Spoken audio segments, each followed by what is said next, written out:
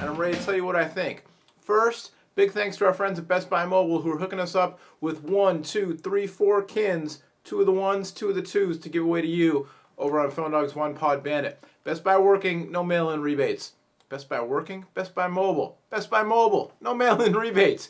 You go in there and you pay for the phone, and that $100 mail-in rebate, that's just incorporated in the price you pay at the register. So you don't have to wait 6 to 8 weeks to get a debit card and all that. You just get, it's just shit. You get $100 off right there. All done. Best Buy Mobile. The Kin Studio backup. All of these, every time you take a picture, take a video, send a message, make a phone call, it all gets backed up onto Kin Studio. You can look at it in the web timeline view. And what's pretty cool about this system is that these full 8 megapixel photos get offloaded. They get backed up to Kin Studio and replaced with lower res versions optimized for the phone. So you're not eating up your 8 gigs of storage or 4 gigs on the Kin 1. So that's kind of a cool system. And then if you want to send the full resolution photo, if you want to print it or download it to your computer or share it with a friend or something, you go onto the Kin Studio app or the Kin Studio website, your own personal Kin Studio, you can share it that way. So that's kind of a cool feature, I think. You can do pinch and zoom, pinch to zoom, with the photos.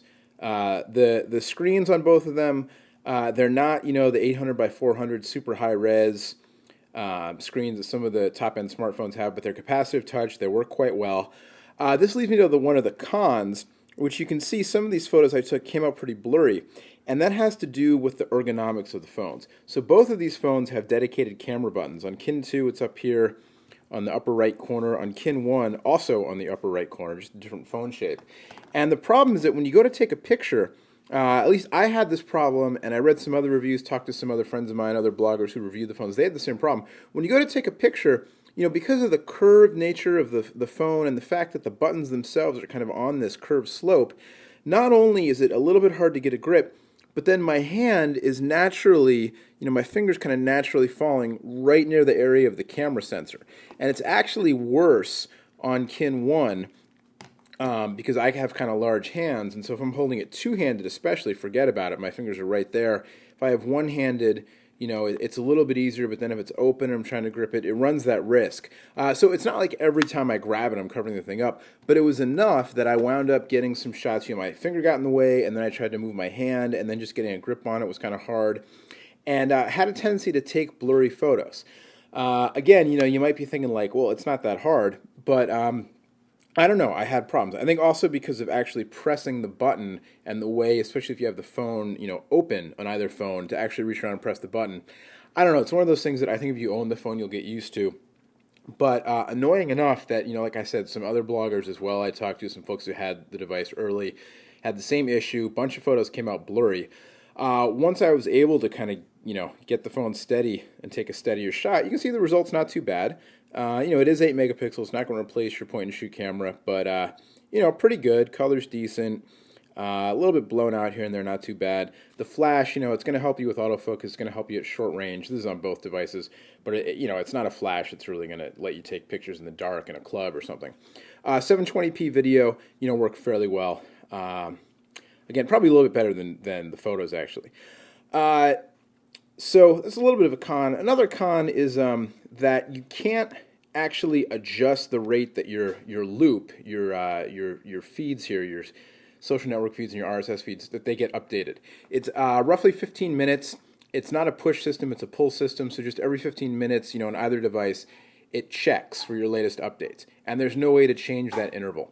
So I don't know. I feel like if you're on, if you're looking to get a phone on Verizon and you're a Facebook addict or, a Twitter addict or whatever, a Palm WebOS device or a Google Android device is going to give you, a little more versatility over how you want to manage your networks there. Also, the Twitter clients on these devices, they're not really Twitter clients, and there's no app store. You can't download apps. There may be a solution coming down the line, Microsoft talking about kind of merging the Kin platform and the Windows 7 platform, but as for now, there's no app store. You can't download apps. No games on the phone either. But if you want to, if you want to update Twitter, that's it. You can do an update, and you can choose Facebook, Twitter, both, but there's no retweeting. There's no at replies. There's no direct messaging, nothing like that. You have to go to the Twitter mobile site, which you can do. It's just, I don't know, they're talking about generation upload and they're integrating Twitter into the operating system. And like I said, you see WebOS, you see Google Android, with much deeper integration.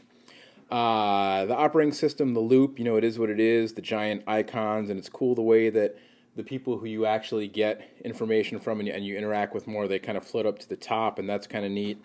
The spot, it's kind of cool, but it's also, I don't know. So I'm going to drag Philip Byrne here, another mobile blogger. I'm going to drag him to the spot, his Twitter update. I'm going to go to the spot, and then I can choose. I can upload this to somewhere, to Facebook, right? I can't retweet it, but I can upload it to Facebook, or I could send it to people via text or text, MMS, or email. And it's kind of cool. It's a neat interface. It comes down to, do you really like the interface? Do you like the way the loop looks and the whole thing with the spot? The Kin Studio is a great feature. Is that worth it enough to you? And is this just going to do it, and you like the look and feel of the device? And especially if you have a Zune and a Zune Pass, there's a lot of upside there. Otherwise, you're paying $30 a month mandatory data. That's smartphone plan data on Verizon. And again, for that kind of money, $49.99 or $99.99 up front, plus your minutes, plus $30 a month data,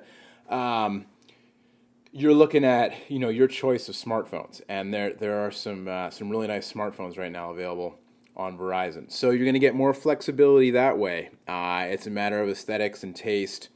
And Verizon and Microsoft have said, or I guess Verizon said, the data is justified because of the Kin Studio and the automatic backup, and that is a very cool feature. It's really, though, it's up to you to decide, does that justify it or not. A couple other things really quick. I said voice quality is pretty good. The web browser is decent. It's not as good, I don't think, as the WebKit-based browsers you're going to find on Android, WebOS, or iPhone. It's derived off of Internet Explorer, but it works pretty well. You can pinch and zoom and double tap and all that stuff. And it's not like pinching and zooming is the end-all, be-all of web browsing, but it is a hot feature right now. Trendy, and lots of phones have it. But I also do think it's very helpful. I personally use it a lot on the phones that I use. Other people prefer to double tap to zoom. Kind of up to you. I like having the multiple functionality, and it has it. And the web browser, you can see it renders pretty faithfully. One thing about Kin Studio, talking about web browsers, it only works on browsers that support Silverlight. So if you use Google Chrome on your desktop or laptop computer, you're not going to be able to access Kin Studio, at least not right now. But here you can, pages loaded. It's not too bad, pretty smooth. And then I'll take a quick look at messaging. Another con here, no IM client. You can, and you can't Facebook chat either. So, you can do Twitter, you can do Facebook, but you cannot IM with people.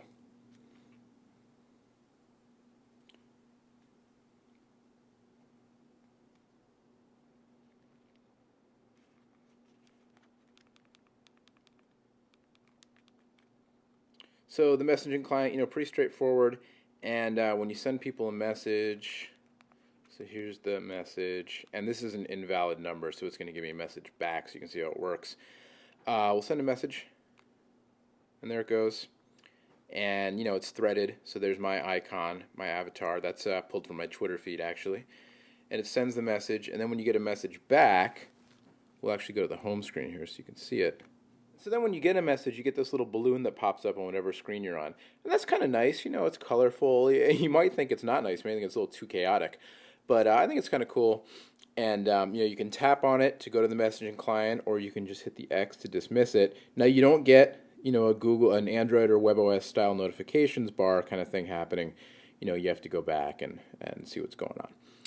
Anyway, so there you go, kind of a quick tour around, kind of take this, look at the unboxing videos, check out my written reviews if you want, and I'm not saying that to make you, give Phone Dog more page views or video views. I'm just saying there's a ton going on here. It's a brand new platform that we haven't seen before. Impossible to cover it. Already this video is probably too long, but I wanted to try to give you, if not a full overview of every feature on here, at least kind of a pros and cons. And to sum it up, I would say, if it was me and you were saying to me, look, skip the whole everything, all the details, tell me yes or no, should I buy these phones? I would say right now for the price, no. I would say either get yourself a messaging phone with a $10 a month data plan, but you won't get the web, or if you're going to spend the money on Verizon for the $30 a month, get yourself a real smartphone so you can download apps and, real Twitter client, all that kind of stuff. And then, maybe down the line, or if you're interested in these devices, maybe wait a little bit and see if down the line, what happens with Windows Phone 7 series, and if they really do merge the two platforms. And I'm sure they'll have to come up with some kind of apps and gaming functionality for these devices to keep them current, or maybe not. Maybe Generation Upload will love these things right out of the box, and I'll be entirely wrong. All I can do is give you my opinion, and there it is. Microsoft Kin 1 and Kin 2 for Verizon. My name's Noah from PhoneDog.com. That's me right there. That's my Facebook profile photo. That's my Twitter photo profile. It's like I'm two people in one body sharing one mind. That's why I make so many mistakes. Till next time, thanks for watching, and much, much more on both of these devices over on PhoneDog.com. We'll see you later. Bye-bye.